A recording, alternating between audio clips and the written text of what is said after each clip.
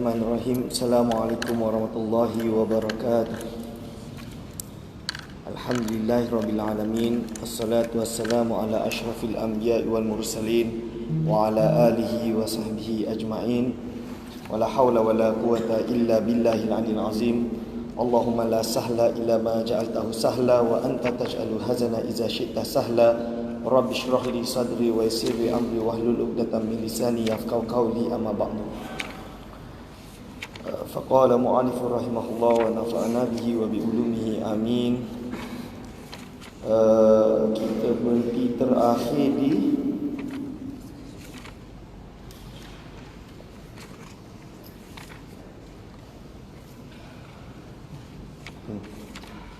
faslun manin taqadha al-wudu'u. Okay. Sebelum masuk ke pembahasan, insya-Allah jawab beberapa soalan yang dihantar kepada EJK. Soalan pertama, bagi perempuan yang dah kering nifas, adakah wajib jika dia niat mandi mengangkat wiladah di samping niat mengangkat nifas? Niat hilang hadas besar sudah cukup? Jawapan saya, niat hadas besar dah cukup. Jadi kalau ada perempuan yang dah kering nifas, apakah dia wajib niat mandi mengangkat wiladah juga di samping niat mengangkat nifas? Maksud kena gabung atau tidak? Jawapan dia boleh pilih mana-mana, atau dia niat, maksud dia niat dua-dua sekali, atau niat untuk raf'al hadasil akbar pun dah cukup. Dalam rujukan dia kat mana? Dalam kitab Kasyifatus Saja karangan Syekh Nawawi Al-Bantani, dia sebut faslun, iaitu fil ghusli, furudul ghusli isnani, al-awwalu an-niyatu ka ayyan wiya al-junubu raf'al janabati. Seperti halnya orang yang berjunub berniat untuk raf'al janabati, menghilangkan janabah. Wal haidu wan nufasa'u raf'al haidi awin nifasi.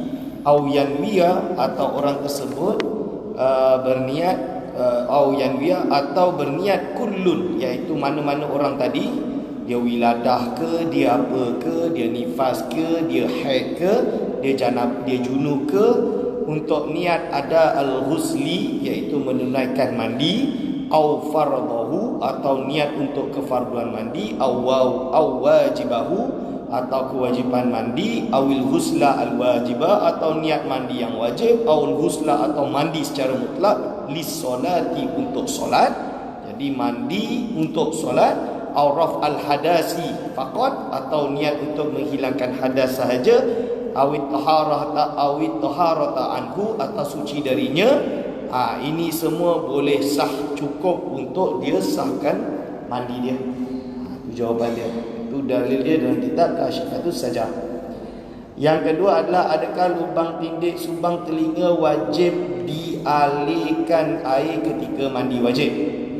Maksudnya kalau ada perempuan yang dia ada tebuk lubang, jawapan dia wajib untuk mengalirkan di dalam dia. Kerana apa? Kalau dia dah nampak zahir, maka dia wajib isi habislah. Seluruh dalam tu kena masuk. Cara dia apa? Kalau ada lubang tu, masukkan air je. Dalil dia apa? Contoh dia, kes dia adalah kes di mana kaki seorang kemasukan syaukah.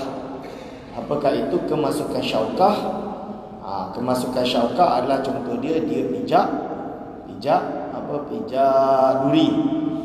Pijak duri fil fatawal Baghawi, law dakhalat usbu'ahu syaukatun yasihu wudu'uhu wa in kana ra'suha zahiran li anna ma hawalaiha yajibu ghusluhu wa huwa zahirun wa ma satarathu asy-syaukatu batinun fa in kana bihaisu law naza'a asy-syaukata tabqa thuqbatun fa hina idin la yasihhu wudu'uhu hatta yanzi'aha.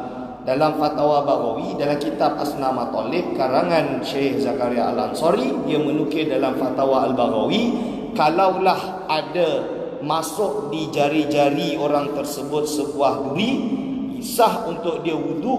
Wa in kana ra'suha zahiran, contoh dia masuk, kepala dia ada, maka cukup untuk basuh semua li'anna ma hawalaiha yajibu ghusluhu. Basuh semua, kena basuh. Sah wuduk dia basuh semua. Wa huwa zahirun. Wa ma satarathu syaukatu batinun. Apa yang ada dekat dalam dikira batin, tak wajib. Tapi fa in kana bihaisul law naza'a syaukata tabqa sukbatun fa hina idin la yasihu wudu'uhu hatta yanzi'aha. Jadi kalaulah contoh dia cabut duri tersebut ada lubang, macam tadilah tinggal tadi kan, ada lubang, maka wajib apa? Fa hina idin la yasihu wudu'uhu hatta yanzi'aha. Dia kena basuh semua. Ini dalam asna matalib. Masalah dia dalam hal mandi wajib, dia wajib seluruh badan, betul? So telinga kena basuh lah. Tapi kalau wuduk tak, sebab wuduk telinga bukan benda yang fardu. Yang fardu adalah wajah. Ini maksud dia. Juga keterangan dalam Fathul Mu'in, far'un law dakhala syaukatu fi rijlihi wa dhahara ba'daha wajaba qat'uha. Masuklah syauka, lalu ada keluar separuh masuk, maka wajib untuk dicabut. Wa ghuslu mahaliha, dan basuh tempat dia, kerana li'annahu sara fi hukmi tahir. Fa in istatarat kulluha sarat fi hukmi batin. Kalau semuanya masuk macam kes tadi, maka tak ada yang keluar, contoh dia, maka dia tak ada masalah, kerana duri itu dah dihukumi sebagai hukum batin.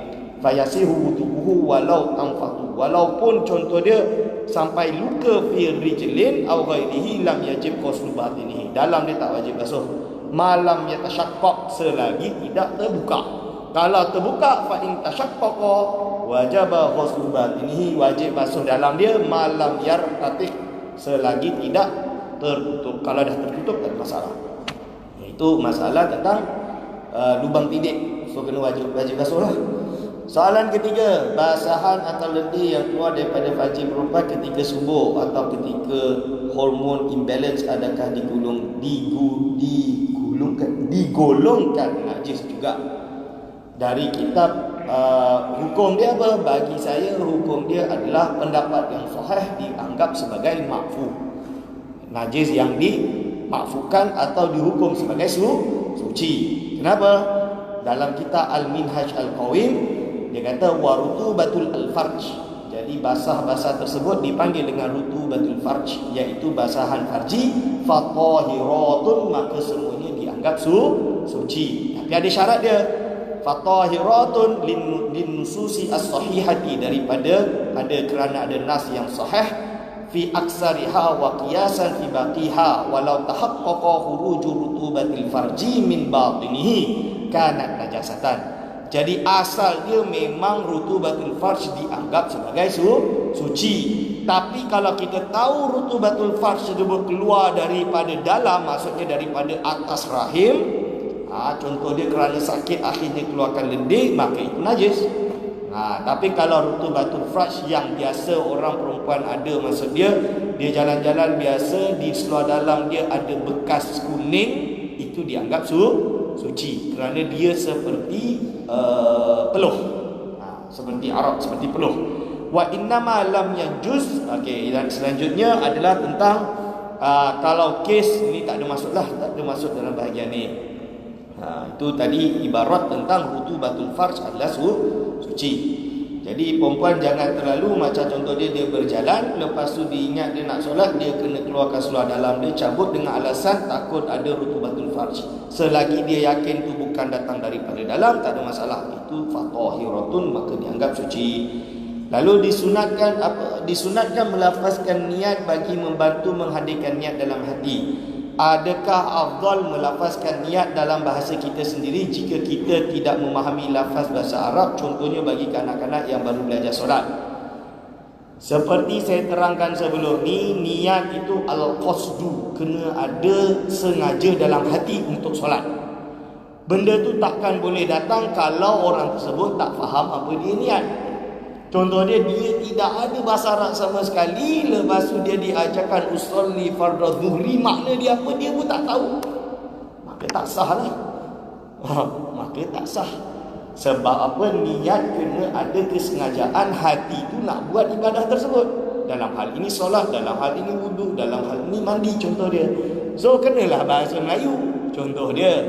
Tapi kalau dia dah tahu bahasa Arab, untuk melatih mereka ajarlah dengan bahasa Arab. Bukankah bahasa Arab itu lughatul jannah? Itu. Tapi kalau kaitannya dengan apa? Kaitannya dengan ni Ustaz, dengan takbiratul ihram atau baca Fatihah, nanti kita akan bahas. Takbiratul ihram tidak boleh sah kecuali menggunakan bahasa Arab. Jadi tak boleh Allah Maha Besar. Tak boleh. Allahu Akbar baru boleh. Allah Maha Besar tak boleh. Atau Fatihah saja baca dengan menyebut nama Allah yang Maha Pemurah dan lagi Maha Penyayang, contoh dia, boleh ke tak boleh? Tak boleh. Tak boleh. Maksud keluar ada golongan yang tak kerti tapi baru masuk Islam, lepas tu bukan baru masuk Islam, dah setahun 2 tahun masuk Islam, baru belajar sikit, dia kata solat kena faham makna, dia bawa ajaran baru, solat kena guna bahasa Indonesia. Ini terjadi di Indonesia dia. Nama dia Gus Roy. Dia sampai kena penjara sebab buat klaim tersebut. Ini dihukum sesat. Kerana apa? Menyalahi apa yang sudah disepakati oleh ulama. Bolehnya guna bahasa sendiri apabila contohnya dia baru hari ini masuk Islam. Nak ajar dia macam mana? Sebut Allah pun dia tak boleh nak sebut. Contohnya Allah pun dia tak boleh nak sebut. Contohnya baru orang mana, orang putih ke orang mana, baru masuk Islam. Ini kes lain. Faham? Ini iktidah, dia boleh guna bahasa dia sekejap. Lepas tu bila dia dah belajar Fatihah, dah belajar takbir contohnya, guna bahasa Arab. Jadi tu yang masalah niat, melafazkan niat. Selanjutnya tentang salah satu syarat sah wudu ialah suci dari haid dan nifas. Apa pendapat doktor tentang saranan perawat ruqyah syariah kepada pesakit wanita yang didatangi haid agar sentiasa dalam keadaan berwuduk dengan tujuan mengelakkan diri daripada gangguan jin? Ni susah sikit lah saya nak bagi tahu bahawa benda tu batil. Benda tu batil kerana apa? Dalam mazhab Syafi'i, kalau dia dalam keadaan haid dan nifas, haid dan nifas, dia tidak boleh berwuduk. Kenapa? Sebab dia dalam keadaan hadas sentiasa. Yang mana kalau dia berwuduk, ini adalah abas. Kalau abas niat dia boleh jadi haram kerana tala'ub bil ibadah, bermain dengan ibadah. Apa dia sebut dalam kitab Nihayatul Muhtaj, karangan siapa? Imam Ar-Ramli. Apa dia kata? Wa mimma yahrumu 'alaiha taharatu anil hadasi bi qasdi ta'abbudi ma'a ilmiha bil hurmati litala'u biha fa in kana al maqsudu minha an-nadhafah ka aksalil haji lam yumtana. Termasuk perkara yang diharamkan bagi perempuan adalah bersuci dari hadas dengan niat untuk beribadah, ma'ilmiha, padahal dia tahu, bihurmati, dengan keharaman berwuduk dalam keadaan dia haid. Litala'ubiyah, kenapa? Kerana dia bermain-main dengan ibadah. Dah tahu dia takkan boleh hilang hadas sebab dia dalam keadaan haid, kok wuduk. Faham tak? Kenapa dia wuduk? Ini adalah litala'ubiyah, bermain-main dengan ibadah. Tak boleh. Fa in kana al-maqsudu minha nadhafah ka aksalil haji lam yumtana. Tapi kalau niat hanya nak bersih, tak ada masalah. Kalau niat untuk bersih, tak ada masalah. Bersih tu apa? Mandi nak bersih, tak ada masalah. Tapi kalau niat sebagai ibadah, tak boleh. Contoh dia apa? Contoh dia wuduk, padahal dia tahu wuduk tersebut abas, tak boleh digunakan untuk menghilangkan hadas. Lalu dia teruskan dalam kitab Al-Bahjah. Kitab Al-Bahjah, wa yundabu lahu aidan al-wudu'u lit-ta'ami wa syurbi wal jima'i wal manami qauluhu al-wudu' lit-ta'am ila akhirih. Qala An-Nawawi, Imam Nawawi berkata fil Majmu' dalam Majmu'. Jadi Bahjah menukil daripada Majmu' li'annahu yu'athiru fil hadasil junubi bi khilafil haidi wan nufasai. Contoh dia, disunatkan bagi orang dalam keadaan apa?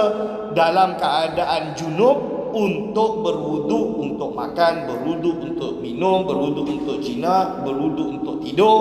Dengan alasan apa? Kerana dia itu dalam keadaan hadas junub, tak ada masalah. Kerana hadas apa? Kerana hadas dia kan boleh orang nak mandi hadas besar, disunatkan berwuduk dulu, junub kan, sunatkan berwuduk dulu, lepas tu dia mandi. Itu tak ada masalah. Tapi bi khilafil haidi wan nufasa, berbeza dengan perempuan yang haid atau nifas, li anna hadatsahuma mustamirrun. Hadas dia tak boleh berhenti, hadas dia terus sebab dia tengah keluar darah. Mustamirrun la tasihu at-taharatu ma'a istimrarihi. Tak sah taharah kalau darah masih keluar. Hadas dia terus tak sah. Wa hadza ma damat haidan au nufasaa. Selagi darah itu keluar masih dalam keadaan haid, masih dalam keadaan nifas, tak sah. Fa iza inqata'a adam, tapi kalau dia haid lepas tu darah dia berhenti, sekarang baru nak mandi lalu wudu, boleh. Sara kal junubi, maka dia jadi kes macam junub tadi, bolehlah dia wudu. Lalu yustahabbu lahuma al-wudu fi hadhihi al-mawadi', maka dalam kes ni darah dia dah berhenti, dia belum mandi, dia nak tidur dulu contoh dia, akhirnya dia wuduk, dia tidur, boleh. Sebab dia kes dia dah macam junub. So nasihat saya kepada hadirin wal hadirat, tak kisahlah orang nak klaim sebagai ruqyah syariah ke, bomoh ke, dukun ke, ditukar nama dia jadi tabib ke, tabib ke, hati-hatilah. Takut dia khairul mutasyarri', tidak bersyariat. Faham? Kita kena ada syariat. Bukan saya menafikan bahawa ruqyah itu tak wujud, bukan. Ruqyah itu wujud. Tapi masalah paling besar, orang menggunakan nama ruqyah demi alasan menjadikan komoditi ekonomi. Ini paling bahaya. Alasan dia macam-macam. Orang tak kena sihir, kena sihir. Semua lagu semua sihir je, tak pernah berhenti. Saya pun heran, macam mana orang yang tukang sihir tu hantar sihir tak berhenti-berhenti. Itu kita kena hati-hati. Dalam syariat kita dah belajar, sihir itu wujud, ya, tapi kena tahu sihir tidak akan dapat membahayakan kecuali dengan kehendak Allah. Bukan sebab sihir itu yang membahayakan. Yang membahayakan adalah takdir Allah. Jangan sampai sebab semuanya kita bagi alasan dengan sihir. Pening kepala, sihir. Sakit kepala, sihir.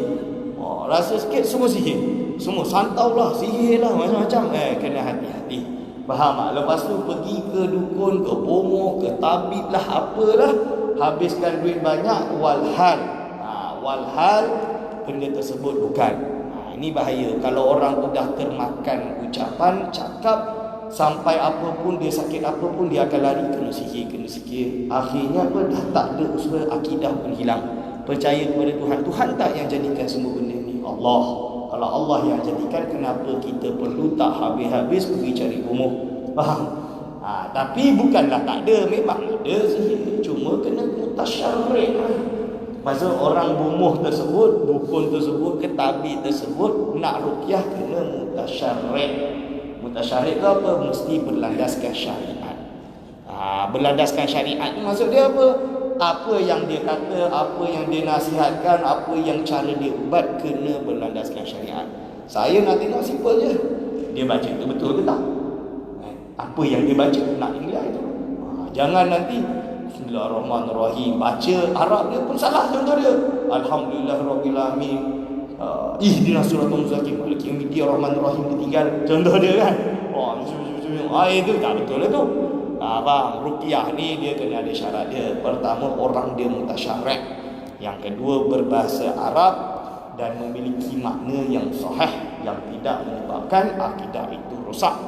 Datang daripada ayat-ayat Al-Quran ataupun nama-nama Allah, atau berdasarkan daripada hadis dan lain-lain, itu ada syarat dia. Atau diajarkan dari orang mutasyarri' yang bersyariat. Contoh dia baca dalam kitab Imam Ghazali kata doa dia ni, apa dia ni, itu tak ada masalah.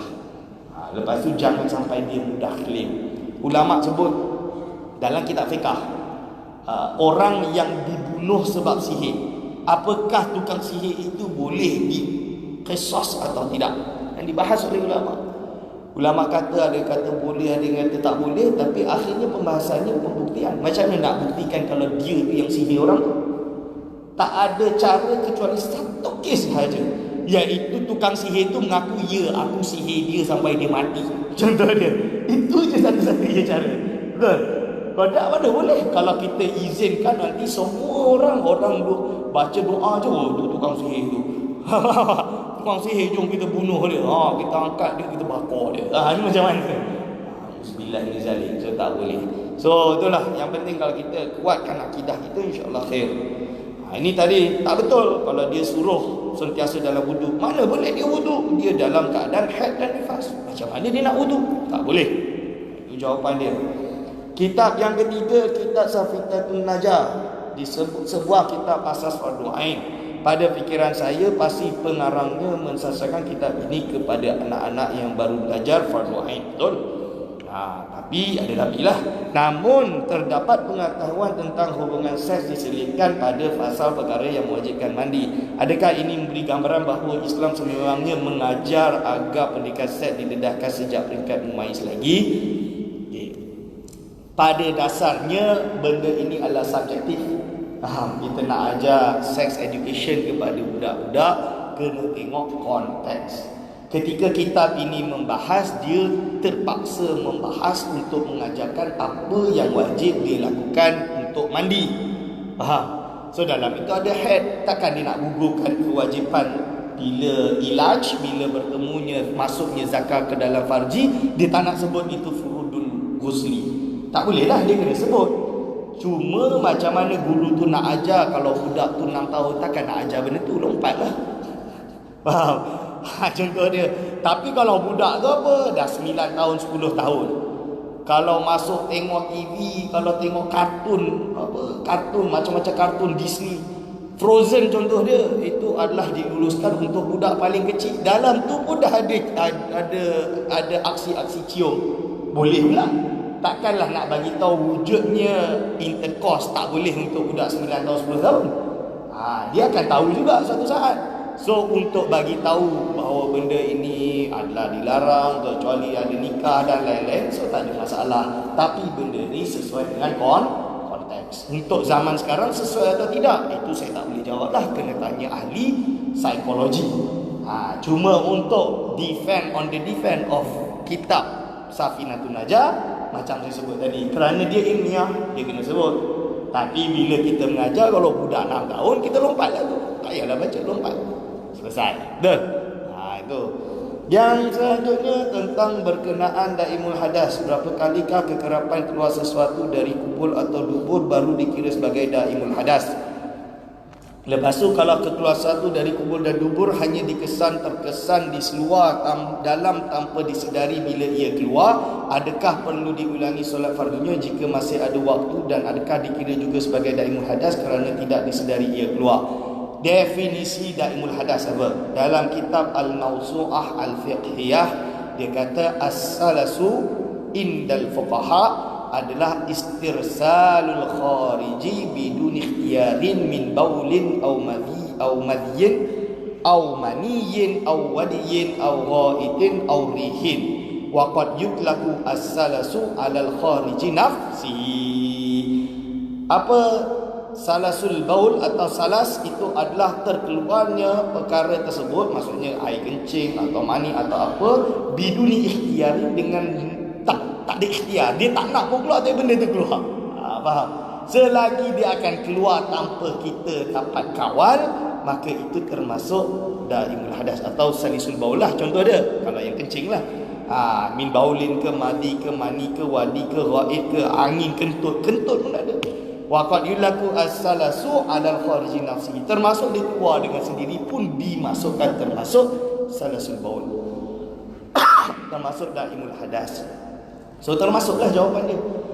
Kes yang dia tak sedar buka-buka, dah ada air kencing di seluar dalam, maka dalam kes ini dia dianggap sebagai apa? Salisul baul, dan itu najis, dia wajib untuk mengulangi solat selagi dia dalam waktu. Tapi contoh dia pastikan dah tak ada, dan dia tak tahu dia salisul baul, dia pun solat. Habis solat, dah habis waktu zuhur contoh dia, dah habis dah masuk waktu lain, ternyata lepas maghrib baru dia pergi bilik air, ada bekas air kencing. Contoh dia. Ini dia adalah termasuk jahil ma'dzur yang tadi, yang tak rukun qada lah. Tak wajib lah untuk dia qada, kerana mungkin dia keluar 2 waktu setelah itu. Faham tak? Ini maksud dia. Kerana al-aslu al-adam. Asal dia kan tak ada. Ini kes tersebut. Langsung, jika cat dinding itu, ni yang tak sempat jawab.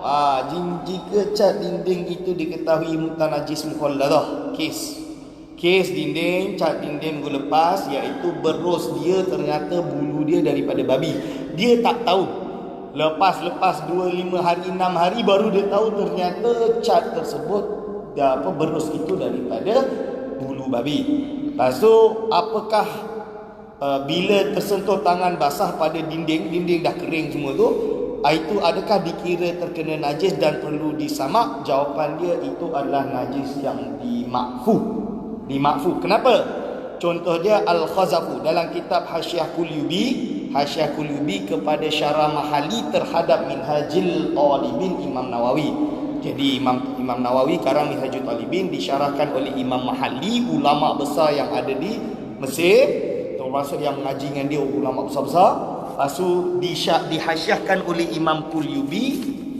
Dalam itu apa dia kata? Al-Khazafu. Contoh dia, ilhaqkan kepada Al-Khazafu. Khazafu ni apa? Iaitu clay.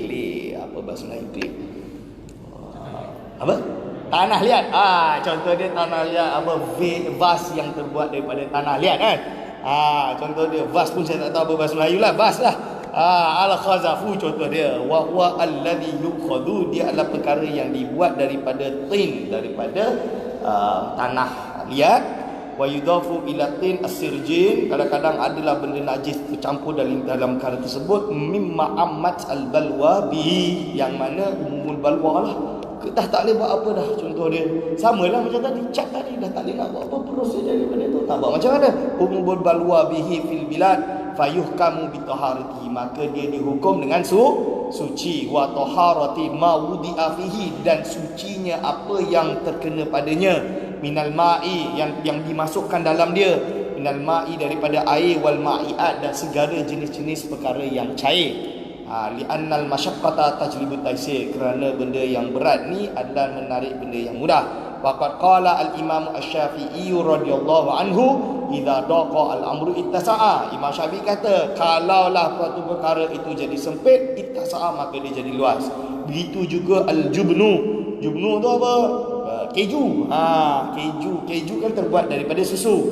Al-ma'mul, tapi jubnu ni, keju ni yang terbuat bil anfikhah, daripada benda-benda yang bengkak ke, yang apa, al-mutanajjisah, yang terkena najis sebab ada campuran darah. Contoh dia mimma amad bihi al-balwa, termasuk dihukum sebagai umumul balwa. Aidan fayuhkamu bitaharatihi, maka dia dihukum dengan kesuciannya. Wa yasihu al-bai'uhu, dan sah untuk jual belinya. Wa akluhu, dan makannya. Wa la yajibu tadhhirul fami, dan tidak wajib membersihkan mulut. Minhu wa idza asaba syai' minhu saubal akili, wa idza asaba syai'un minhu saubal akili, ketika sesuatu mengenai daripadanya pakaian orang yang makan, au badanihi, atau badannya, lam yazamhu tathiruhu bil masyaqqah, maka tidak wajiblah untuk dia mensucikan baju tersebut lil masyaqqati, kerana dia itu adalah benda yang berat. So samalah kes dinding tadi, nak buat macam mana? Ini okey, mungkin dah cukup pada keterangan sekian. Ini adalah soalan untuk minggu lepas. Yang ni saya tengok akhir nanti kalau sempat. Kalau tak khatam. Kalau tak, nanti kita pindah ke minggu depan. Macam tadilah, saya berusaha yang terbaik mungkin untuk kelas Safinatun Najah di sini kita jawab dengan ibarat, biar nak tambah bahasa Melayu Indonesia mantap, tambah yakin. Bahasa Melayu dia tambah yakin. Okey, insya-Allah kalau diberi panjang umur. Faslun, qala mu'allifur rahimahullah wa nafa'ana bihi wa bi ulumihi amin. Faslun, manin taqadha, barang siapa yang terbatal apa wudunya. Betul kat situ kan? Betul haruma alaihi arba'atu asya'a, maka haramlah terhadapnya atau atasnya arba'atu asya'a, 4 perkara. Ada 4 perkara diharam terhadap pada diri dia. As-salatu, yang pertama adalah solat. Tak ada wudu, padahal ada air, ada apa, dia sengaja solat, maka haram bagi dia solat. Kerana apa? Macam saya sebut tadi, adalah tala'ub bil ibadah, bermain-main dengan ibadah. Ini disebut oleh Imam Subki. Samalah contoh dia. dia solat. Dia solat, dia terkentut. Dah terkentut. Tapi dia sengaja solat, teruskan solat. Faham tak? Sebab dia malu nak keluar contoh dia. Ini nama dia tala'u bil ibadah. Haram. Cara dia macam mana? Dia berhenti solat, dia keluar. Buat apa nak malu nama dia solat? Nama dia batal wudu. Tapi ustaz, yang lain tengah solat nanti langgar saf. Kalau jamaah, imam kat sini, jamaah penuh kat Masjid Husain, maka dia boleh jalan di depan jamaah, kerana imam batas yang tak boleh lalu itu adalah batasan imam, bukan makmum. Faham? Makmum tak ada masalah untuk dia lalu keluar, untuk dia berwuduk dan dia masuk balik nanti. Tak perlu malu. Tapi Ustaz, tak ada tempat nak keluar pun. Situ tak boleh, nak patah belakang dah tak muat. Memang dah tak muat. Duduk je lah. Faham? Duduk je lah kalau boleh. Kalau dia boleh keluar. Yang penting jangan teruskan solat. Kerana itu tala'u bil ibadah, bermain-main dengan ibadah. Sama macam wudu tadi. Wa tawafu dan tawaf. Solat tadi pun tak kisah. Solat sunat ke fardu ke janazah ke tak boleh. Yang kedua tawaf. Tawaf kena ada wudu. Tapi ustaz, saya dah terbatal. Cuma saya kena jalan pusing sebab kalau saya balik macam ni lawan arus. Kan? Itu lain lah. Itu sebab ada sebab kita jalan bukan niat tawaf. Kita jalan sebab nak keluar tu kena pusing dulu baru boleh keluar. Itu kes lain, tak ada masalah. Wat tawafu dan tawaf. Tawaf ni tawaf kat Kaabah lah. Tak ada orang Islam tawaf selain Kaabah tu tak wujud, kecuali nak berlatih. Berlatih tu apa? Contoh dia budak-budak kecil, kita bawa, kita buat Kaabah palsu, bertawaf. Kan? Kalau itu kita setuju lah, tak ada masalah. Kita nak melatih, itu tak ada masalah. Tapi ada orang tuduh tawaf dekat kubur. Macam mana? Mana ada orang Islam tawaf kat kubur? Tak wujud. Jangan buat-buat. Yang ada tu apa? Dia masuk nak pergi ziarah kubur, tapi sebab terlalu penuh, akhirnya dia terpaksa keluar dengan cara berpusing. Pintu masuk sini, pusing, keluar sini. Kan? Janganlah orang pergi situ, pergi ziarah kubur, lepas tu dia terpaksa pusing, cipit patah balik. Dia kata tu tawaf kat kubur. Itu namanya mempalsukan keadaan. Tak betul lah tu. Itu tak ada orang Islam tak pernah tawaf kat kubur. Tak ada. Itu tak ada. Kalau yang kes baru-baru ni keluar, orang cium kiswah ataupun bukan kiswah, cium replika daripada makam Rasulullah SAW, contoh dia, itu batil lah. Kenapa dia nak cium? Jawapan dia tak betul lah. Kalau itu betul-betul replika. Kalau replika, masalah dia replika ke tak? Kalau replika, kena sebut replika. Janganlah kita tadlis kata itu adalah bukan replika. Faham? Ini masalah paling besar. Tapi kalau benda tu betul-betul asar, terbukti dengan muassak, ada tausik. Contoh dia apa? Contohnya rambut Rasulullah SAW yang memang kita ada tausik, ada pembuktian itu memang betul daripada rambut Rasulullah. Maka ini kita disunahkan untuk bertabaruk dengannya. Ulama sebut, kita pun dah habis bahasa kitab ni. Itu je lah. Wa mashul mushafi, dan pegang mushaf. Masuh mushaf ini pegang mushaf. Pegang mushaf ini diharamkan bagi orang yang tak ada wuduk. Kerana dalam mazhab Syafi'i mengambil bahawa itu adalah termasuk salah satu perkara yang diharamkan dalam keadaan tidak ada wuduk. Termasuk darinya apa? Iaitu menggunakan infisol. Ini pun tak boleh. Wa kadza al-munfasilu alladhi lam tanqati nisbatuhu ilaihi. Contoh dia apa? Contoh dia tali yang ada di antara. Termasuk apa? Kharitatuhu, iaitu apa? Iaitu contoh dia kulit dia. Sundukuhu, kotak dia pun tak boleh. Alaqatuhu, tali dia, ini pun termasuk tak boleh. Kalau dia tak ada wuduk untuk pegang mushaf. Wahamluhu, dan juga membawa mushaf dengan niat bawa mushaf. Contoh dia apa? Mushaf ada dalam beg, kita niat bawa mushaf, itu pun tak boleh kalau tak ada wudu. Kecuali mushaf itu ada dalam kotak. Contoh dia niat bawa kotak, bukan niat bawa mushaf. Boleh ke tak? Boleh. Contoh dia apa yang lain? Naik kapal terbang, letak beg dalam tu ada mushaf, letak beg kat bawah kapal terbang. Janganlah tak boleh tu ada mushaf, kita bawa ni atas. Jangan risau, itu tak ada masalah. Kerana kita tak niat melangkah mushaf, kita tak niat membawa mushaf, kita niat bawa beg.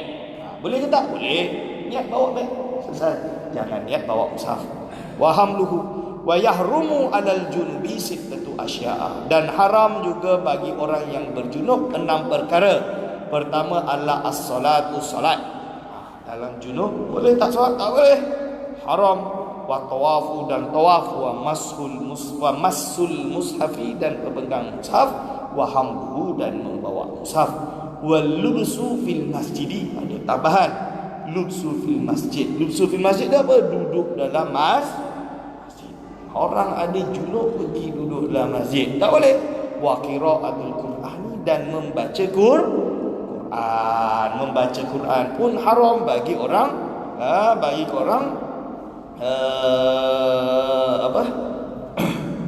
bagi orang yang dalam keadaan junub untuk membaca Quran adalah haram.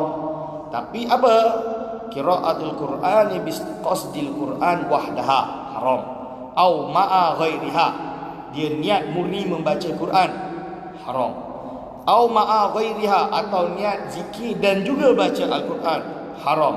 La in qasada ghairaha wahdahu au atlaqa. Tapi tidak haram kalau dia niat bukan untuk membaca Al-Quran, niat untuk berzikir. Contoh dia berzikir, bukan niat baca Al-Quran, tidak haram. Atau dia memutlakan, itu tidak haram. Ini kes contoh dia orang yang haid, orang yang dalam keadaan haid, ustazah kena mengajar Al-Quran. Faham? Kena mengajar Al-Quran, maka dalam keadaan tu dia niat berzikir, jangan niat untuk mengajar Al-Quran atau niat untuk membaca Al-Quran. Macam mana kes pula kalau perempuan yang hafizah menghafal Al-Quran, niat zikir, jangan niat untuk membaca Al-Quran. Tapi ada dalam kitab-kitab yang mutawalat, yang besar-besar, yang panjang-panjang, kes kalau ustaz dia baca Al-Quran 15 juz, tak mungkin kecuali itu adalah Al-Quran. Ada yang kata pendapat itu berarti yang diharamkan kerana tidak mungkin dimaksud kecuali Al-Quran. Dalam kes ini, sebab itu kami di pondok di Indonesia, bagi perempuan yang haid yang sedang menghafal Al-Quran, maka dia akan berhenti untuk menghafal Al-Quran, tapi dia ganti dengan murajaah sahaja. Murajaah tak mestinya seluruhnya, boleh hanya 1 juz contoh dia. Dia kes dalam kitab mutawalat tu, contoh dia orang menulis azimat, tapi azimat tu seluruh Al-Quran. Apakah boleh dianggap itu sebagai mushaf atau tidak? Dia kata mesti dianggap sebagai mushaf, kerana satu Al-Quran tu tak mungkin sebagai kecuali berbentuk mushaf, contoh dia. Tapi kalau cuma tulis 1 atau 2 surah, itu tak ada masalah, boleh dianggap sebagai azimat. Boleh ustaz pakai azimat lah. Kalau azimat Al-Quran boleh. Betul? Dalam mazhab Syafi'i boleh. Soreh kitab dia, pembahasan tu dah soreh, boleh. Wa yahrumu bil haidi 10 asya'. Haram bagi orang yang haid 10 perkara. As-salatu, pertama solat, wa tawafu, dan tawaf, wa masul mushafi, dan memegang mushaf, wa hamluhu, dan membawa mushaf, wa lubsu fil masjidi, dan berdiam di dalam masjid. Ustaz, saya haid, saya mengaji dengan Ustaz Aiman dekat Masjid Husin. Ni masjid mana boleh saya masuk? Memang tak boleh. Niat nak ngaji boleh ke Ustaz? Tak boleh. Haram. Cara dia apa? Saya rasa suara saya sampai luar kan? Duduk kat luar lah. Ngaji kat luar. Alah, jauh je. Tak apa, yang penting ilmu. Bukan duduk dengan saya. Yang penting duduk kat luar. Sebab itu kita, contoh kes yang paling besar, isu terbesar, saya waktu di Maghribi, di Jami' Qarawiyyin, di Masjid Qarawiyyin, Universiti Al-Qarawiyyin itu kan asal usul dia masjid, macam Universiti Al-Azhar. Masjid itulah tempat kita mengaji. Kenapa Jami' Qarawiyyin tidak mengambil pelajar dari kalangan perempuan? Yalah, kalau dia haid, macam mana dia nak masuk kelas? Betul. Sebab itulah mereka buat kuliah untuk pindahkan diorang mengaji dekat kuliah. So diorang tak bolehlah ngaji di Jami'. Di jamek ini khusus untuk lelaki. Pernah ada yang dia buat untuk perempuan, akhirnya kes bila dia haid tak boleh nak masuk, sudah tak ada jalan lain. Itu cerita dia. Zaman dulu macam mana Ustaz? Memang betul Qarawin itu dibina oleh Fatimah Al-Fihri. Fatimah Fihri itu perempuan. Dia solehah, datang daripada Tunis, termasuk keturunan Uqbah bin Nafi' kalau saya tak salah lah. Uqbah bin Nafi'. So dia ni datang merantau ke Morocco, membina Masjid Qarawin untuk mengaji. Lalu setelah itu banyaklah ulama mengaji di situ, laki dan perempuan. Dalam riwayat banyak perempuan yang mengaji di Qarawin. Tapi menurut riwayat mereka tidak mengaji dalam keadaan haid, mereka hanya datang dalam keadaan suci. Itu contoh dia. So itu kes untuk yang ada pada hari inilah. Kalau ada perempuan haid, sila duduk di luar, jangan duduk dalam masjid. Apakah yang dinamakan masjid? Itu pembahasan yang panjang. Menurut mazhab Syafi'i, dalam satu kitab nama dia Risalatul Amajid. Kitab tu tak pernah dengar Ustaz. Saya ada manuskrip dia. Risalatul Amajid dikarang oleh salah seorang ulama besar di Indonesia. Yang namanya masjid adalah apa tanah yang diwakafkan oleh wakif sebagai masjid. Dia niatkan, contoh dia ini masjid. Yang berkarpet ini saja masjid. Yang luar ni saya tak wakafkan masjid. Lepas tu orang kampung pun bina tapi bukan niat untuk masjid, hanya extension of the masjid, contoh dia. Maka inilah masjid. Itu tak boleh dikatakan masjid sebab dia tak diwakafkan sebagai masjid. Contoh dia. Itu dalam kitab tersebut. Walubsu fil masjidi wa qiraatul Qur'ani, dan membaca Al-Quran. Wasaumu, puasa pun tak boleh. Tapi saya tak makan sebab takut orang tengok saya makan. Tak boleh. Itu bukan berpuasa. Wa tolaku, tolak tak boleh.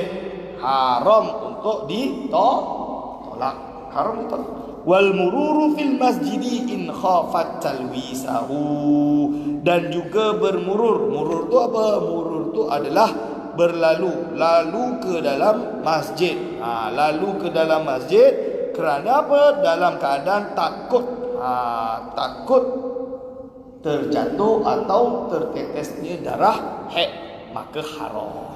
Tapi kalau dia tak takut macam mana? Kalau dia boleh jaga, contoh dalam hari ini kita dah ada pembalut wanita yang cukup, contoh dia nak terpaksa untuk lalu, tak ada masalah. Yang haram adalah in khafat at-talwis atau in khafat talwithahu, sama je. Wal istimta'u bima baina surrati war rukbah, dan juga berenak-enakan atau mengambil kesedapan, bernikmat-nikmatan apa yang ada di antara pusat dengan lutut. Itu adalah haram, walau bil aini, walau hanya dengan melihat. Tak boleh. Jadi contoh dia kata apa? Al-istimta'u bima baina surratiha wa rukbatiha bin nadharin aw lamsin bisyahwatin bila hailin fayahrumu ala zawji aidan. Itu. Jadi apa?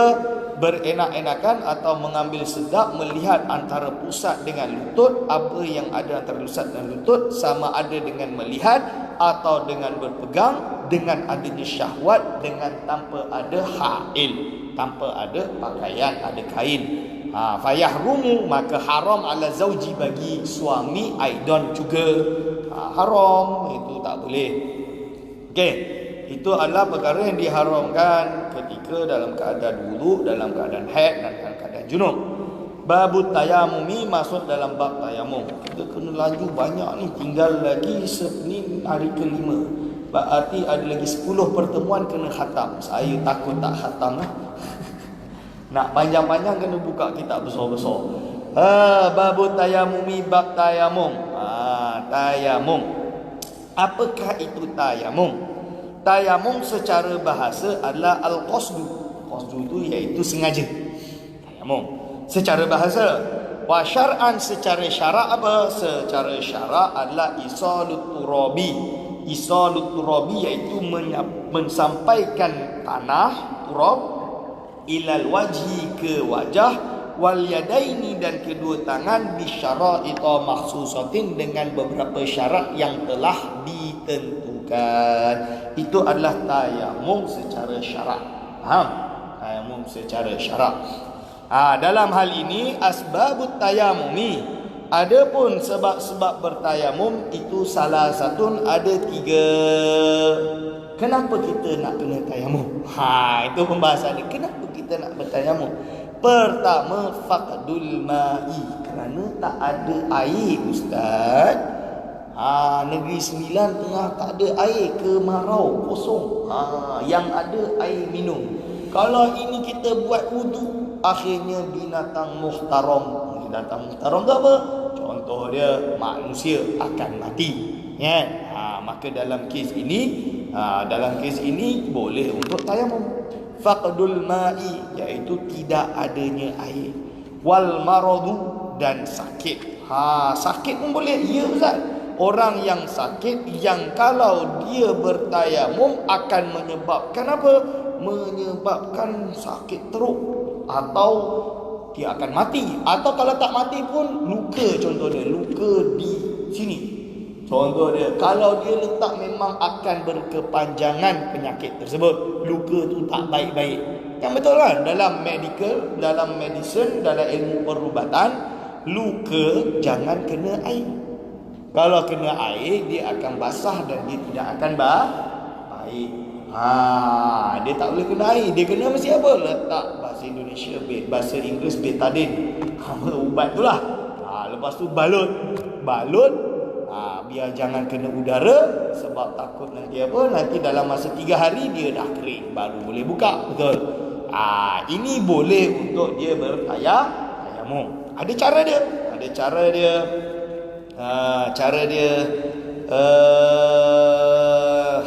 Mungkin kena terangkan sekarang lah. Wal maradu. Okey, cara dia macam mana? Ini dia panggil sahibul jabirah dalam mazhab Syafi'i. Contoh dia, kalaulah luka tersebut berada di anggota tayamum. Anggota tayamum tu apa? Wajah dan tangan. Contoh dia luka dekat sini. Maka cara dia apa? Maka dia kena wudu. Kalau dia ada air, dia wudu mana tempat yang sahih. Lepas tu dia letak, faham tak? Dia musap air sikit. Lepas tu dia letak dengan tayamum dekat jabirah, dekat pembalut tersebut. Faham? Kalau pembalut tersebut tepat tempat luka, maka dia boleh tanpa melakukan iadah solat. Solat dia sah cukup. Kalau jabirah ataupun pembalut itu melebihi dari tempat luka dan dia belum wudu sebelum memakai kain tersebut, maka dia buat benda yang sama, tapi dia kena iadah solat. Faham? Kena iadah solat. Tapi kalau apa ustaz? Tapi kalau dia dah wudu baru dia pakai pembalut, lepas tu dia lepas tu dia bila dah batal ke apa, dia wudu. Dia wudu dan sampai dekat tempat itu dia usap dengan lalu dia tayamum dekat tempat tersebut, maka dalam kes ini dia tak perlu untuk ibadah solat. Ustaz, mana boleh saya accident kaki patah, saya dah pengsan dah ustaz. Bangun-bangun dah pakai gips. Contoh dia pakai gips atau gips. Pakai semen. Pakai semen ni banyak yang terjadi.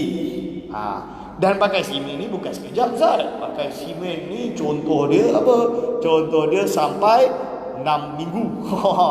Ada yang 2 bulan, ada yang 3 bulan. Ini macam mana? Saya bagi solution, ambil mazhab Maliki, iaitu ketika wudu basuh seluruh kepala. Dalam wudu kena tadlik yang saya dah terangkan yang lalu. Dalam kes ini, bila sampai tempat yang ada pembalut, cukup dengan mengusap air. Sah ke tak? Sah dalam mazhab Maliki. Disebut dalam kitab Al-Fiqhul Islami wa Adillatuh. Dalam tu dia nukil mazhab Maliki kerana itu yang paling common sense. Sebab nama dia accident, siapa yang tahu? Betul, dia mufajaah. Bila dia mufajaah, takkan nak tunggu dia sebelum dia pakai tu dia wuduk dulu. Impossible lah dalam kes ini. Faham Boleh faham? Itu dalam mazhab Maliki. Okey. Itu masalah kes sahibul jabirah wal ihtiyaju ilaihi li akshi hayawanin muhtaramin. Atau contoh dia ada air, tapi air tersebut diperlukan untuk memberi minuman kepada haiwan-haiwan yang muhtaram. Haiwan muhtaram ni apa? Haiwan yang dihormati. Ustaz, manusia ni termasuk haiwan ke tak? Jawapan dia ya. Dari segi apa? Haiwan muhtaram. Dari segi apa? Dari segi hayawanun natiq. Kan dia sebut definisi al-insanu huwa hayawanun natiq. Ini berarti manusia ini menghina manusia. Bukankah Allah dah kata dah benar-benar karamna bani Adam kan? Yang benar-benar kita telah memuliakan Bani Adam. Contoh dia. Berarti kita kata haiwan ni satu penghinaan. Itu adalah sisi pandang engkau mengatakan haiwan itu sebagai buruk. Faham tak? Kalau hayawanun natiq itu mulia, dipanggil dengan insan, Bani Adam. Kenapa?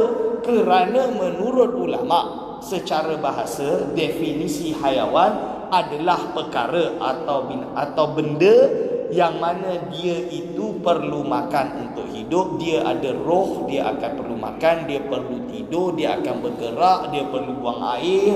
Faham? Itu nama dia haiwan secara mutlak. Semua binatang perlu makan, perlu tidur, perlu jalan, perlu bergerak. Itu adalah haiwan. Faham? Kalau bukan haiwan, nama dia jamid. Jamid apa ni? Ini tak perlu makan, ini tak perlu tidur. Ini jamid, benda yang keras, benda yang macam ni lah. Kalau haiwan apa? Definisi dia yang ada roh. Yang ada roh ni mesti apa? Mesti perlu makan, minum, tidur, bangun, memerlu production, dia berkembang biak. Berarti dia kena ada hubungan. Ada hubungan antara dua jenis. Ini nama dia haiwan. Bezanya kita dengan haiwan-haiwan yang lain adalah apa? Adalah kita natiq. Natiq tu apa? Iaitu berakal. Boleh bercakap. Kalau tak boleh cakap kerana dia itu bisu, tapi dia berakal, boleh berfikir. Itu nama dia natiq. Kalau dia gila, ya tu hayawanun natiq. Dari segi dia masih boleh cakap kalau dia gila. Tapi apa? Tapi dia hilang akal, dari segi dia junun. Kita panggil itu. Kerana akal berfikir dia tak ada. Dia masih manusia tak? Masih hayawanun natiq tak? Masih insan tak? Ya, masih insan. Tapi ada nakis. Itu maksud dia. Hayawanun muhtaramin ghairul muhtarami sittatun. Siapakah hayawan yang tidak muhtaram? Hayawan yang tidak muhtaram adalah apa? Ada 6. Tarikus solati, orang yang meninggalkan solat. Tarikus solati, orang yang meninggalkan solat. Meninggalkan solat ini maksud dia apa? Iaitu yang tahu bahawa solat itu wajib, sengaja meninggalkan solat setelah imam atau pemerintah mewajibkan dia solat. Faham? Lepas tu apa? Dengan apa? Akhirnya apa? Disuruh untuk bertaubat pun tak nak bertaubat. Bila tak nak bertaubat berarti kutilah haddan, maka dia wajib untuk dibunuh secara had. Faham? Dalam kes ini kalau dia bukan ini dia kata tarikus solati ba'da amil imam wa huwa man akhrajaha an jami' awqatiha kasla atau hunan wa tusannu istijabatuhu. Okey. Jadi apa? Orang yang tarikus solat adalah orang yang meninggalkan solat setelah diperintah untuk melakukan solat. Dia memang tak nak. Dia memang tak nak solat. Dan dia mengatakan bahawa solat tersebut tidak wajib. Maka dalam kes ini dia adalah termasuk bukan muhtaram. Dia termasuk dihukum kafir. Kerana apa? Dihukum murtad kerana dia telah melanggar ma huwa ma'lum minad-din bid-darurah. Dalam arti dia ni orang yang kata solat 5 waktu tidak wajib bagi orang muslim. Tarikus solat. Wazani al-muhsan. Zani muhsan termasuknya adalah zani muhsan. Zani muhsan ini adalah orang yang berzina yang pernah kahwin. Contoh dia pernah kahwin yang sah. Dia pernah kahwin yang sah lalu dia berbuat zina, melakukan affair ataupun perselingkuhan. Akhirnya dia melakukan zina, ini dipanggil zina muhsan.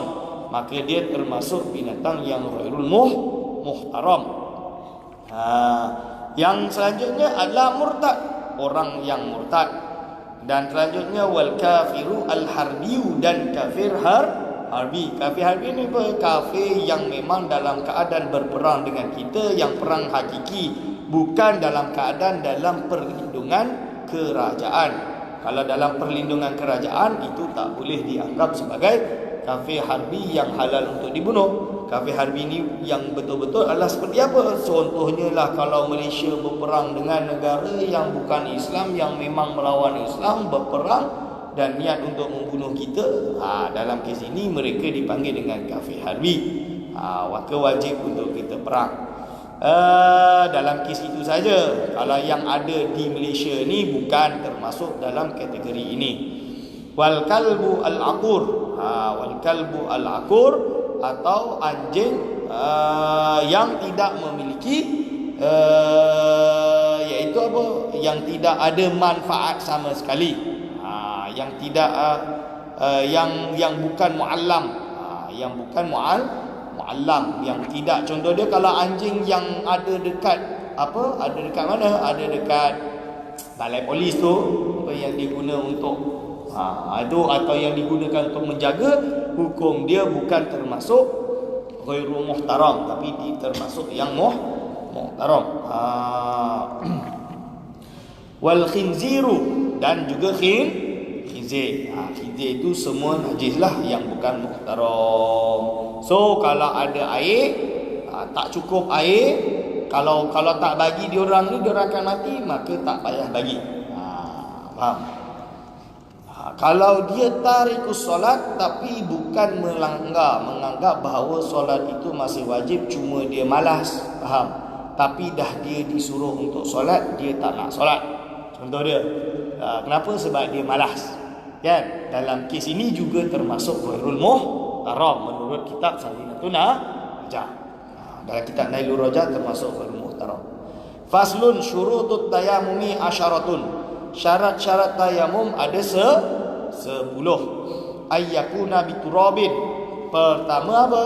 Dia kena dengan turab. Turab ni apa? Turab ini adalah debu ataupun tanah. Tanah, debu itu termasuk turab.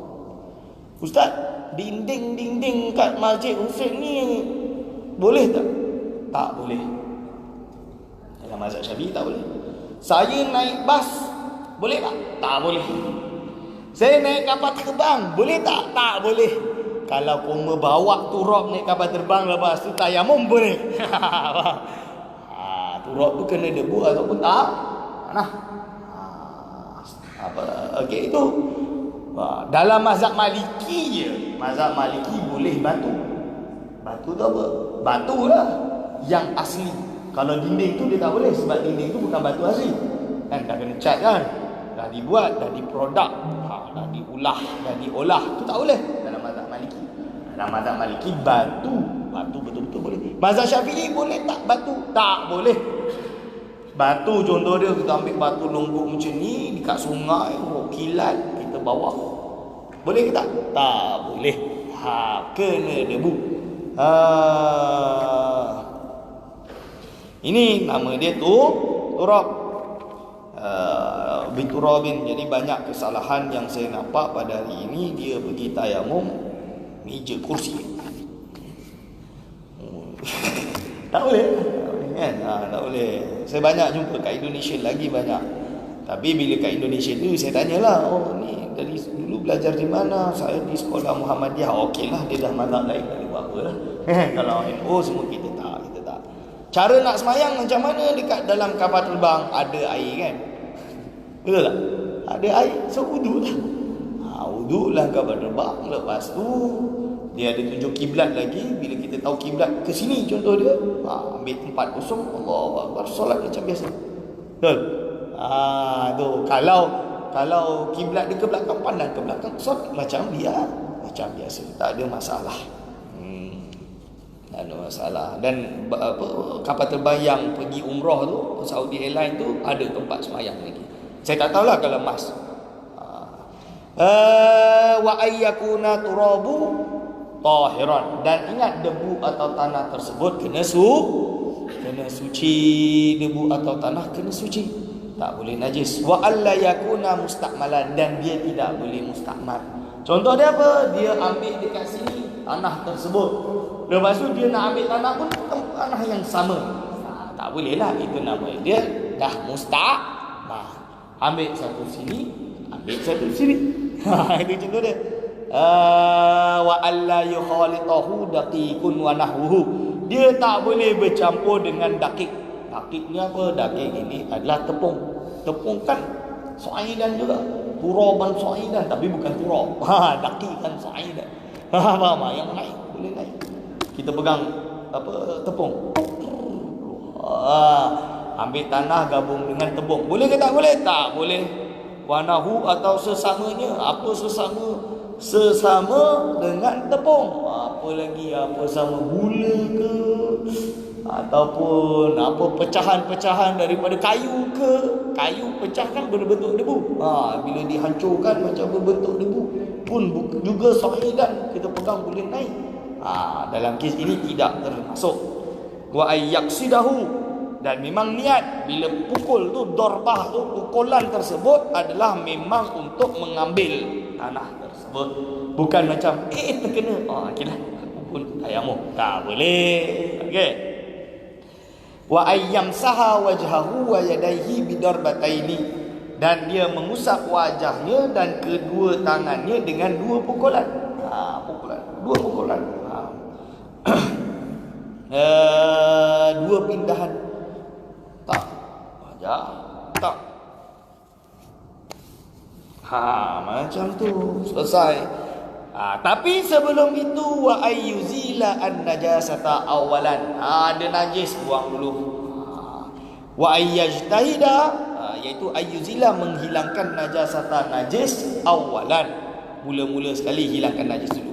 Wa ayyajtahida fi qiblati qablahu, sebelum tu dia kena dah cari dulu mana kiblat, supaya jangan dia dah tayamum baru nak cari kiblat.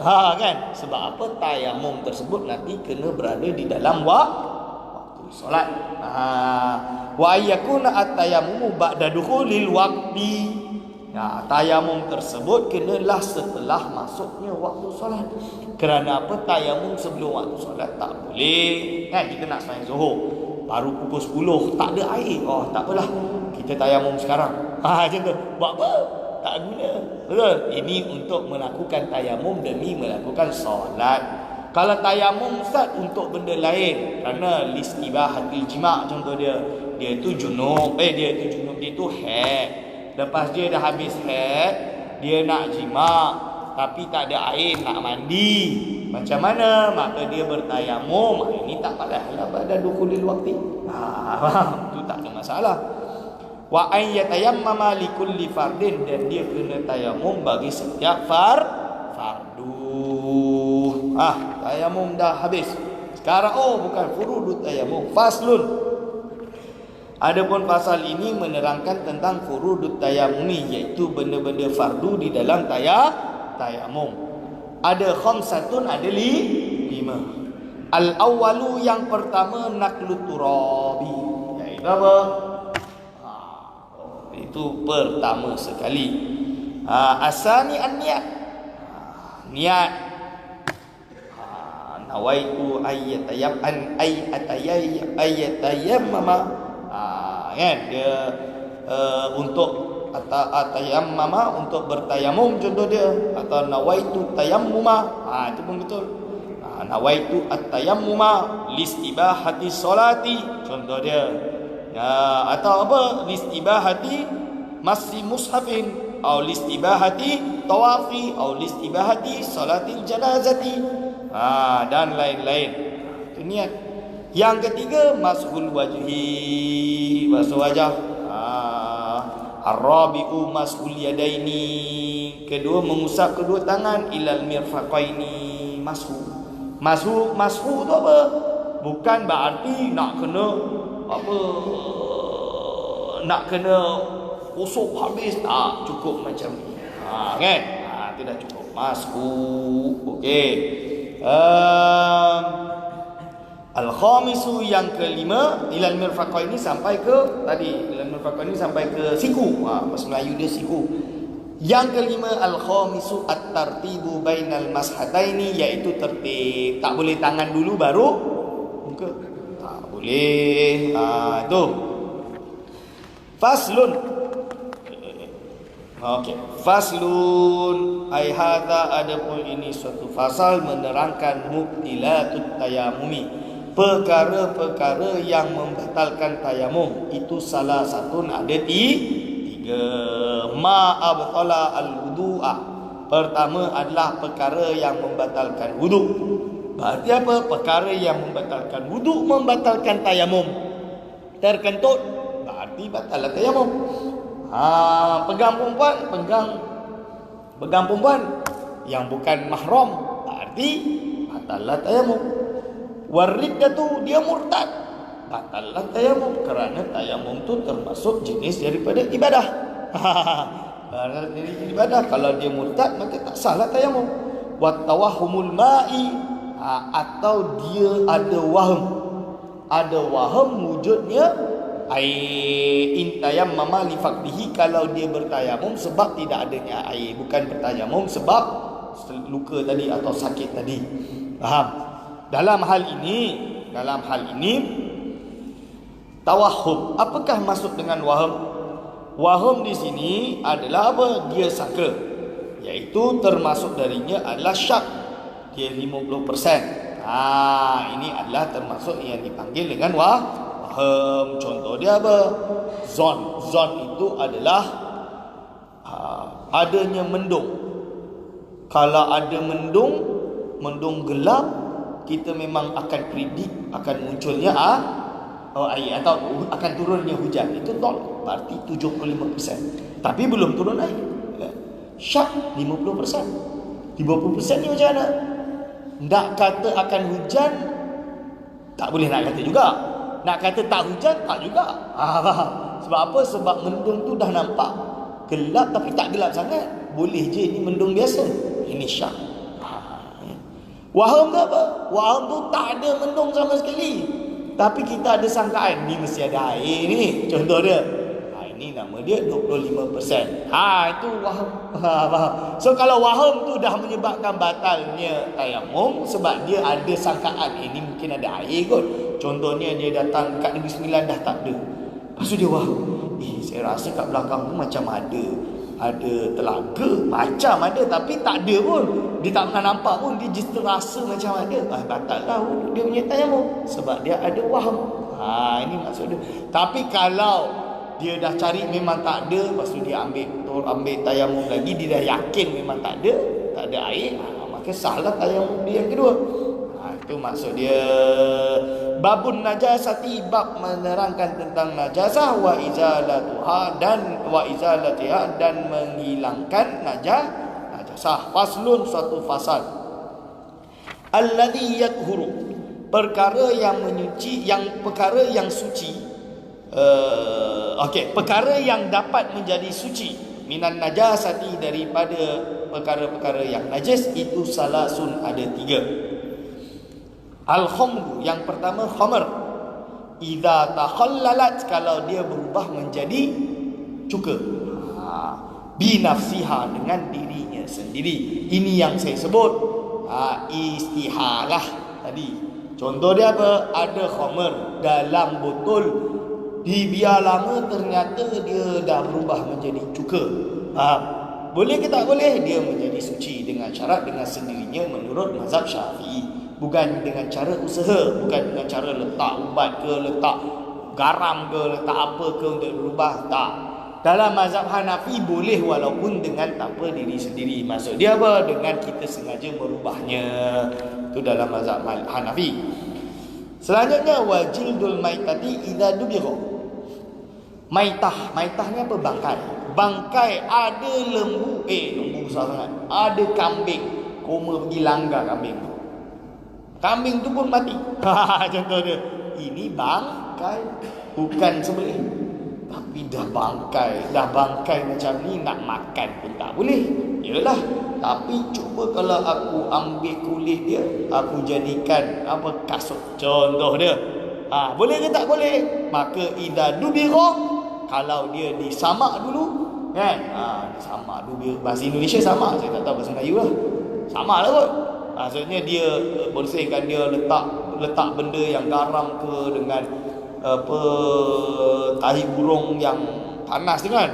Buat sidai dekat matahari. Ini dubira nama dia. Dubira, maka akhirnya boleh menjadi suci. Walaupun dia bangkai, dia haram dimakan kerana najis. Tapi kalau dubira boleh. Tapi ustaz, kalau maitah tu apa? Maitah tu datang daripada babi. Macam mana? Boleh ke tak boleh? Boleh ke tak boleh? Tak boleh lah. Babi tu dah memang najis. Najis selama-lamanya. Tak boleh lah. Wa ma sara hayawanan. Atau contoh dia apa? Contoh dia apa? Benda, lepas tu buah akhirnya dari buah ni lama dia keluar jadi ulat. Halal ke tak halal? Dia jadi suci. Sara hayawanan. Boleh. Boleh. Dud tu adalah ulat lava. Faslun, suatu fasal. An-najasatu, adapun najis itu salasun, ada 3. Mughalladzatun wa mukhaffafatun wa mutawassitatun. Ada najis mughalladzah. Mughalladzah ni najis berat. Yang kedua mukhaffafah, najis ringanlah. Wa mutawassitatun, dan najis tengah-tengah. Jadi tak berat, tak ringan. Wal al-mughalladzatu, najis yang berat itu adalah najasatul kalbi, najisnya anjing. Wal khinziri, dan najis khinzir. Wa far'i ahadihima, dan cawangan ataupun pecahan lahiran daripada kedua-duanya. Anjing kahwin dengan kambing, keluar apa? Keluar anjing/kambing. Boleh ke tak boleh? Dia dihukumi najis mughalladzah. Faham? Najis mughalladzah.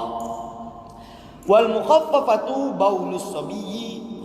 Yang dipanggil dengan mukhaffafah adalah apa? Najis ringan adalah baulus sabiyyi, air kencing anak lelaki. Tambah kat situ. Anak perempuan tak termasuk. Sobi itu anak lelaki. Anak lelaki. Yang apa? Anak lelaki allazi lam yat'am, yang belum makan, ghairal labani, selain susu dia, walam yablugh, atau lam yablugh al haulaini, yang belum sampai 2 tahun. Faham? Itu dipanggil sebagai bayi yang masih boleh, kalau kencing dia dianggap mukhaffafah. Makan tu apa? Makan yang litaghaddi, yang membuatkan dia kenyang, untuk dia kenyang. Faham? Tapi kalau macam ustaz, macam dia bayi baru je berapa bulan, baru je berapa hari, lepas tu doktor letak dia ubat kan, polio contoh dia. Saya tak tahulah boleh ke tak boleh. Tak boleh tu saya bukan medis. Contohlah dia letak ubat polio dekat mulut dia, contoh dia kan, contoh. Atau tahnik kan. Tahnik tu bukan susu, kurma. Berarti dia dah air kencing dia mutawassitah atau mukhaffafah ustaz. Dalam kes ini dia masih dianggap mukhaffafah kerana makanan tersebut bukan litaghaddi, bukan untuk mengenyangkan dia. So jangan, saya tak naklah tahnik anak saya, nanti anak laki saya kencing dia dah tak mukhaffafah dah. Tak boleh. Itu tak ada masalah, tahnik je. Wal mutawassitatu, dan najis yang tengah-tengah, iaitu sairun najasati, selain itu semua najis adalah dianggap sebagai mutawassithah. Air kencing kita, berak kita, ataupun apa lagi, budak yang dah besar, ataupun najis najis daripada binatang yang lain, yang selain kalbun dan khinzir atau anjing dan khinzir. Itu dipanggil dengan najis. Lain itu dipanggil dengan najis mutawassithah. Al-mughalladah, najis berat, tathuru bisab'i ghasalatin, dengan cara dapat disucikan dengan cara 7 basuhan. Ba'da izalati ainiha, setelah kita menghilangkan ain dia. Ihdahunna biturabin, salah satu daripadanya kena ada turab. Jadi apa contoh dia? Kasut tuan-tuan, puan-puan kena jilat anjing. Jilat anjing. Cara dia apa? Basuh 7 kali, salah satunya dengan turab. Ada orang tanya, Ustaz, boleh tak saya guna gantikan turab dengan apa? Dengan sabun. Zaman sekarang baju kena dengan jilatan anjing. Lepas tu macam mana? Pakai sabun boleh ganti tak? Ni. Dalam kitab Majmu', Qaul As-Sani dalam mazhab Syafi'i mengatakan bahawa as-sabunu dia menempati yaqumu maqamat turab, menempati tempat turab. Faham? Itu pendapat Imam Nawawi dalam kitab Al-Majmu'. Bukan, Imam Nawawi meriwayatkan pendapat Al-Qaul Sani, pendapat kedua dalam mazhab Syafi'i boleh. Pendapat pertama tak boleh, dia kena turab. Atas alasan ini ada ulama datang setelah itu. Contoh dia Imam Romli, kalau tak salah dalam kitab Nihayatul Muhtaj, dia kata apa? Contoh dia perkara yang kalau kita letak turab rosaklah benda tu. Contoh dia, maka dalam kes ni tak apa kita gantikan dengan sabun. Contoh dia apa? Baju lah. Baju.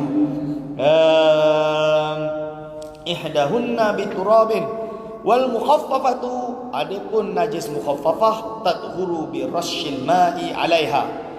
Najis yang ringan boleh suci dengan cara merenjiskan air atasnya, atas najis tersebut, ma'al ghalabati, sampai merata lah, merata kena semua. Merata kena semua. Itu apa? Wa izalati ainiha, dan membuang ain dia. Jadi maksud dia apa? Contoh dia kencing kena dekat sini. Ada kesan najis mukhaffafah. Dengan cara apa? Renjis air ni sampai kena semua, tapi pastikan apa? Pastikan air dia kena hilang dahulu. Faham? Air dia kena hilang dahulu. Jadi dia kata annahu yakfi fi tadhhiri ma tanajjasa biha rashuhu bima'in ya'ummuhu wa yaghmuruhu, iaitu cukup dengan cara mensucikan benda yang kena najis mukhaffafah tadi dengan merenjis air sampai kena seluruhnya dan menutupi seluruhnya. Lakin akan tetapi la yakfi dalika, tak cukup buat benda tersebut illa haisu la aina, sehinggalah iaitu tidak ada ain dia, ain najis sudah tak ada, wala wasfa, dan tidak ada sifat-sifat lin najasati bagi najis tersebut. La yazulu bihi kama fi tuhfah wan nihayah, ini adalah seperti yang telah disebutkan dalam kitab Tuhfatul Muhtaj Imam Ibnu Hajar Al-Haytami, wan nihayati, dan kitab Nihayatul Muhtaj oleh Imam Ar-Ramli. Faham? Contoh dia apa? Dia kencing, ambil kain, lap bersih. Betul? Dah lap bersih, akhirnya ambil air renjis, selesai. Tapi make sure air itu bukan renjis 1 titik 2 titik. Ya'umuhu tu kira-kira semua tempat tu dah kena dengan renjisan. Nampak air itu timbul, contoh dia, air itu dah suci. Dah suci. Tu maksud dia. Wal mutawassitatu. Okey, sikit lagi. Waktu dah nak habis, tapi sikit lagi tak apa. Kita habiskan sampai sebelum solat. So minggu depan kita fokus solat. Wal mutawassitatu, najis mutawassitah tangqasimu, terbagi ila qismaini, kepada 2 jenis, ainiyatin wa hukmiyatin. Pertama najis ainiyah, yang kedua najis hukmiyah. Al-ainiyatu, najis ainiyah allati laha launun wa rihun wa ta'mun, iaitu najis yang memiliki warna, bau dan juga rasa. Fala budda min izalati launiha wa rihiha wa ta'miha. Contoh dia apa? Terkena dekat seluar dalam ada air kencing. Maka nak hilangkan dia, pertama sekali ain dia kena hilang. Ain dia kena hilang tu apa? Warna, bau dan rasa. Kalau yang hukmiyah tu apa? Contoh dia dekat sini memang tadi terkena najis mutawassithah. Tapi ternyata dah lama ke atau apa dah tak ada. Faham? Dah tak ada contoh dia. Tak ada ain. Ini macam mana? Wahya allati la launa wala riha wala ta'malaha. Ini yang mana tidak ada warna, angin, bau dan juga rasa. Tak ada. Yakfika jaryul ma'i alaiha. Cukup limpahkan air saja pada atasnya, akhirnya dia suci. Itu cara dia dalam mazhab Syafi'i untuk mencikan. Ustaz, boleh ke selain air untuk mensucikan? Mensucikan. Boleh ke tak selain air untuk mensucikan? Contoh dia api. Boleh ke tak? Jawapan dia, mazhab Syafi'i yang jadi tak boleh. Dia kena air. Tapi mazhab Syafi'i yang qadim boleh. Apa dia sebut? Contoh dia. Dalam kitab Al-Aziz Syarah Al-Wajiz dikarang oleh Imam Ar-Rafi'i. Al-Aziz atau dipanggil juga Syarhul Kabir. Al-Syarhu Al-Kabir. Al-labanu an-najasu darbani. Susu yang najis ada dua jenis. Ahaduhuma ayyahtalita biturabi. Yang pertama bercampur dengan turab. Biturabi najasatun jamidatun min rausin au idhamin maitatin au idhami maitatin au ghairihima fayudrabu minhu labanun fahuwa najisun wala sabila ila tadhhiri bihalin lima fihi min ainin najasati. Inti dia ada barang benda yang najis, contoh dia laban. Laban ini adalah susu, contoh dia kena najis, maka dalam hal ini tak ada cara untuk disucikan. Kerana apa? Kerana selagi ada ainun najasah maka dia tidak akan dikatakan suci. Falau tubiha, walaupun kalau dia dimasak, fal madhhabu al jadid innahu ala najasatihi, maka dia menurut kaum mazhab yang jadid dia tetap dalam keadaan najis. Wan naru la tudhiru syai'an. Api tak boleh membersihkan, mensucikan sama sekali. Bal at-tahuriyatu makhsusatun bil ma'. Malah pensucian kena dengan cara air. Ni. Wa fil qadimi, dalam kes kaul qadim. Kalau kaul qadim, kaulun ada sebuah pendapat innal arda, bahawa tanah an najasata yang terkena najis tadhuru boleh jadi suci idza zala atharun najasati, kalau asar najasah dah hilang.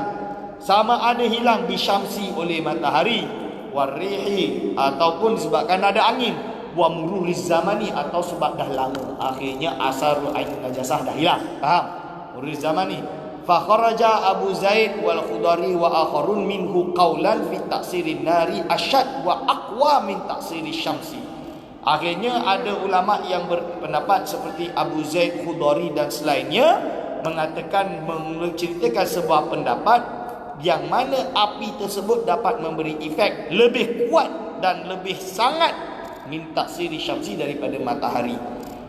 Fa'ala hadha, maka mengikut pendapat ini yadhuru zahiruhu bitabghi, maka zahirnya susu tadi boleh dianggap suci bitabghi dengan dimasak, li'anna nara, kerana api tahruqu ma alaihi minan najasati, dapat membakar apa yang ada pada najis tersebut. Faham?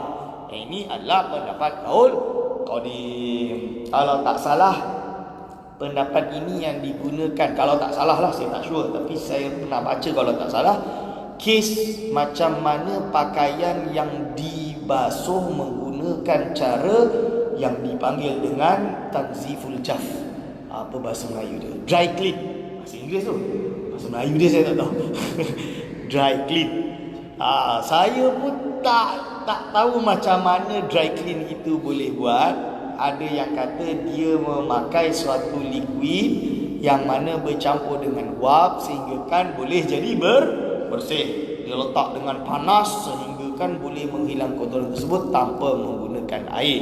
Kerana apa? Contoh dia kot ataupun sutra, perempuan pakai sutra kan, contoh dia kan, Kalau kena air rosaklah dia. Dalam kes ini diguna tanziful jaf ataupun dry clean. Kes ini apa? Kalau menurut kaul jadi tak bolehlah kerana dia kena ada air. Ada yang kata boleh kerana ada wak, tapi wak dia sampai tak dalam keadaan dua bolah untuk proses mensucikan. Ini saya tak tahulah, kena buat kajian yang lebih dalam. Faham? Tapi kalau menurut kaul qadim bolehlah. Kerana apa? Dengan panas tersebut yang lebih kuat daripada matahari boleh untuk menghilangkan najis. Bukti dia air dah tak terlihat, boleh. Rih tu angin udara pun boleh. Ataupun apa? Murur zaman, dah lama sangat akhirnya suci. Boleh. Maka pendapat ini yang mungkin dipakai oleh sebahagian ulama kontemporer untuk menjelaskan tentang dry clean boleh menjadi suci. Kalau tidak susahlah zaman sekarang pakai kod. Macam mana nak sucikan kod? Kod diesel. Ni basuh, nak kena basuh, akhirnya rosaklah kod tu. Bayar RM1,000 lepas tu nak basuh. Tak boleh lah. Itu pendapat tersebut. Wallahualam lah, kita tak tahu kan. Faslun aqallul haidi. Sikit lagi dah nak habis, dah pukul 10 dah. 1 jam setengah lah. Okey.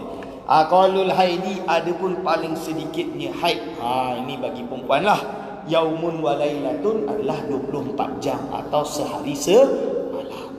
Kalau puan-puan keluar darah setengah jam, dah tak keluar lagi dah, sampai 15 hari, itu bukan haid, itu dam fasad. Faham? Atau dipanggil istihadah. Kalau dia keluar hari pertama 5 jam, hari kedua 5 jam, hari ketiga 5 jam, hari keempat 5 jam, sampai berapa hari? Kalau kita kumpul 5 jam, 5 jam, 5 jam, 5 jam, 5 jam, sampai 24 jam. Contoh dia kan, atau 25 jam, 26 jam, contoh dia. 5 hari lah. 5 kali 5, 25. Dah lebih 24 jam. 5 hari. Hari pertama 5 jam, 2, hari ketiga, hari keempat, hari kelima. Semua 5 jam, 5 jam, 5 jam.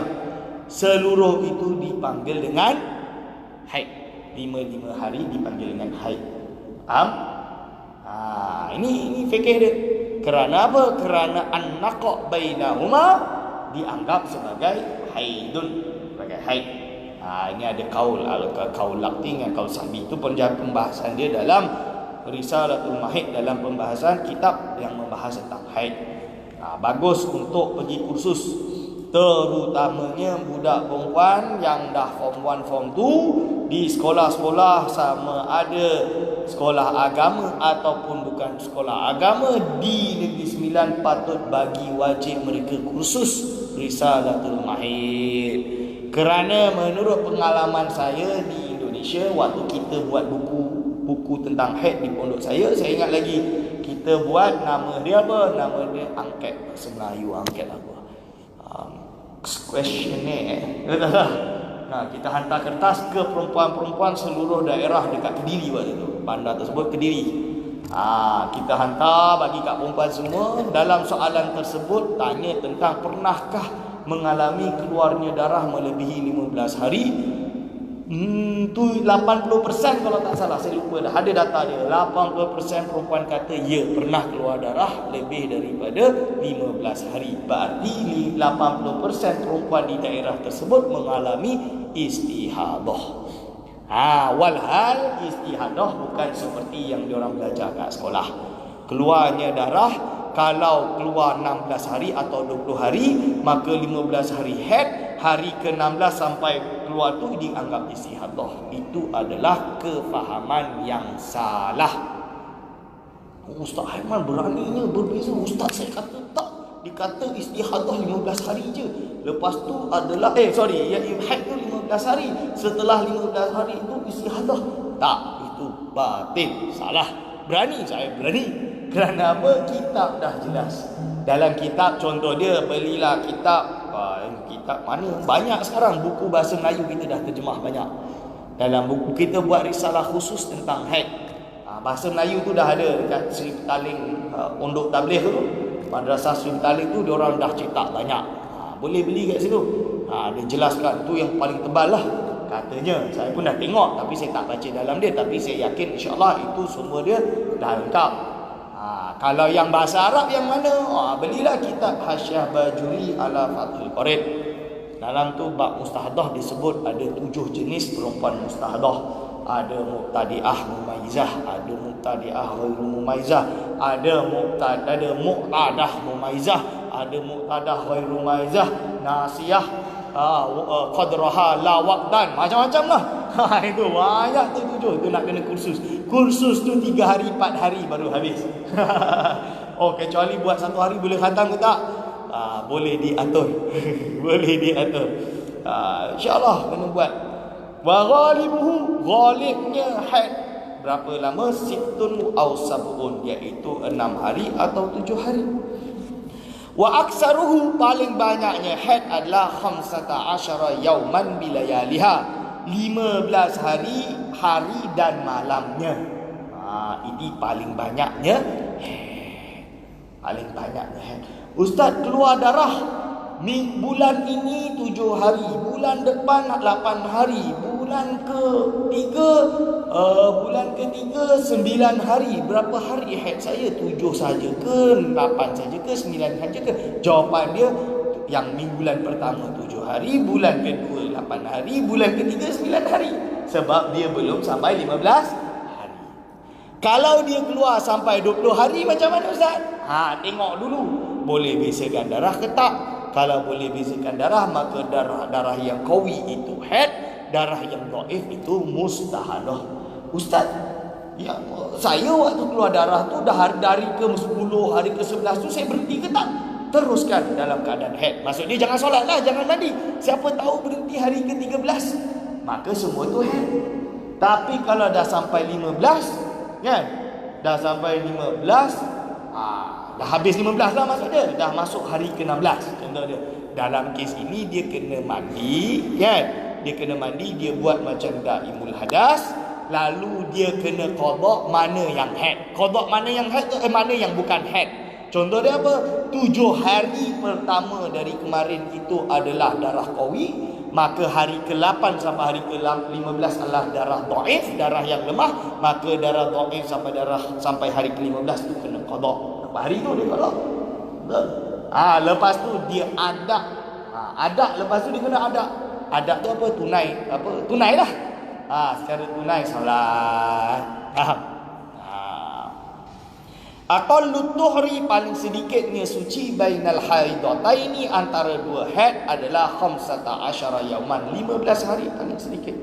Wa ghalibuhu 24 yauman, biasanya apa? 24 hari. Au salasatu wa ishruna, atau 27 hari. Yauman. Wala hadda li aktsarihi, tapi suci tidak ada had dia. Berapa lama? Kadang-kadang ada orang, terutamanya perempuan yang baru melahirkan. Bukan baru, maksudnya setelah melahirkan keluarnya nifas, berhenti nifas, kan? Lalu dah tak keluar haid, kadang setahun setengah, kadang 1 tahun 7 bulan, kadang 2 tahun. Betul kalau perempuan yang dalam keadaan nifas. Ini habis nifas maksud dia. Itu biasanya la hadda li aktsarihi. Aqallun nifasi, paling sedikitnya nifas majjatun, 1 tumpuk. 1 tumpuk. Majah sekejap, cuk, dah 1 tumpuk. Wa ghalibuhu, biasanya apa? 40 yauman, 40 hari, biasanya 40 hari. Wa aksaruhu, paling banyak situna yauman, selama 60 hari. Okey, dah selesai dah. Dah selesai dah bab ni, waktu pun dah habis. InsyaAllah minggu depan kita masuk kitabus salat. Banyak lagi ni nak kena baca. Semoga kita boleh khatamkan dalam masa 10 hari. Ini tak sempatlah hari ni. InsyaAllah ini kita masukkan dalam minggu depan. Bab haram sebab haid. Ada berapa mengatakan wanita haid boleh menduki atau sekejap dalam masjid. Ini okeylah, minggu depan kita jawab. Yang ni solat subuh, ini pun solat subuh ni pun kita bahas minggu depan. Solat pun dah masuk bab solat. Okey, InsyaAllah kalau ada salah silap mohon maaf. Wabillahi taufiq wal hidayah. Wassalamualaikum warahmatullahi wabarakatuh.